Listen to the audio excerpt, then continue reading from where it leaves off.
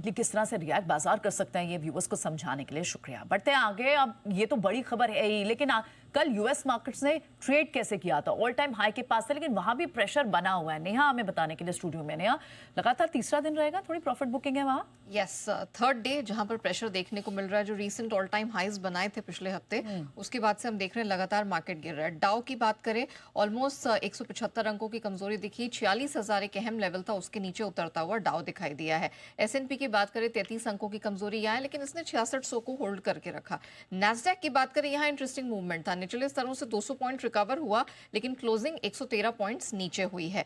अब शुक्रवार को यहाँ पर जो अमेरिका में पर्सनल कंजम्पशन के आंकड़े आएंगे वो इंपॉर्टेंट है। लेकिन ये गिरावट आई क्यों, ये समझना जरूरी है, क्योंकि आर्थिक आंकड़ों के लिहाज से बहुत ही मजबूत डेटा पॉइंट्स कल अमेरिका में निकल कर आए हैं। सबसे पहले तो हमने देखा कि जो अर्थव्यवस्था है उसमें ग्रोथ की रफ्तार बेहतर हुई है। इन्होंने जो 3.3% जीडीपी का एस्टिमेट था उसे बढ़ाकर 3.8% कर दिया, तो यहाँ पर बेहतर अनुमान था। जॉबलेस क्लेम्स के आंकड़े गिरकर आए हैं, ये भी अनुमान से बेहतर रहे। 240,000 तक का ये एक्सपेक्ट कर रहे थे, उसके सामने 2,18,000 यहाँ पर जो क्लेम्स हैं वो गिरकर आए हैं, तो ये भी पॉजिटिव रहा है।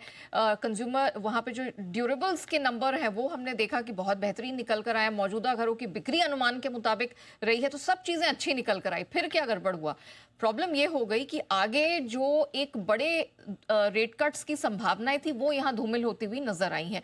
इस कारण से हमने अमेरिकी बाजारों की स्ट्रेंथ पर ब्रेक लगता हुआ देखा और तीसरे दिन ये गिरे हैं। डॉलर इंडेक्स और 10 साल की अमेरिकी बॉन्ड यील्ड 3 हफ्ते की ऊंचाई पर पहुंच गए हैं। अच्छा, इंटरेस्टिंग बात कल सोने में देखने को मिली, थोड़ा ये कूल ऑफ वाले मोड में है। कल बिल्कुल फ्लैटिश परफॉर्मेंस देखने को मिला। घरेलू बाजार में भी हमने देखा कि 101 रुपए की स्ट्रेंथ है, लेकिन चांदी ये रुकने थमने का नाम नहीं ले रही है। $45 के ऊपर निकल गई है, 14 साल की नई ऊंचाई है।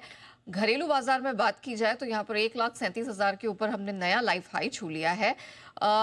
कच्चे तेल की बात करें, ये 2 महीने की ऊंचाई पर चली गई। ऑफ कोर्स इसके पीछे फैक्टर ये है कि रशिया पे जो यूक्रेन के हमले हैं उनके तेल इंफ्रास्ट्रक्चर पर बढ़ते चले जा रहे हैं।